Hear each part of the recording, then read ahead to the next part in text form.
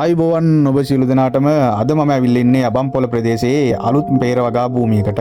අපි මේකේ අලුතින් පේර පැල 1000ක් හිටවන්න තමයි යන්නේ.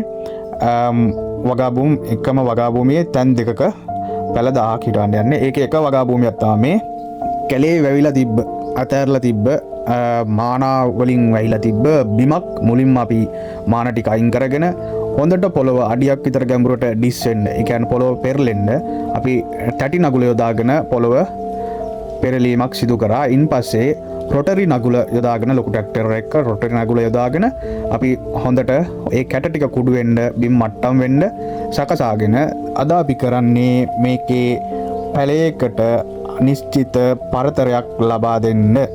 පරතර ලකුණු කිරීමක්. ඒක තමයි මේ පෙන්වන්නේ. අපි මේ වගාවේ යටි භෝගයකුත් රෝපණය වෙනවා, යටි වගාවකුත් රෝපණය කරනවා.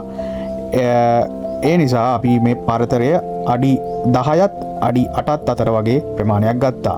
ඒ කියන්නේ පැල අතර අඩි 8කුත් පේලි අතර අඩි 10කුත්. ඒ අඩි 10 මැද්දේ තව කුඩා එළවලු භෝගයක් රෝපණය වෙන ආකාරයට පරතරය අපි සකසා ගනිමින් මේ වගා භූමියේ පරතර සලකුණු කිරීම සිදු කරනවා.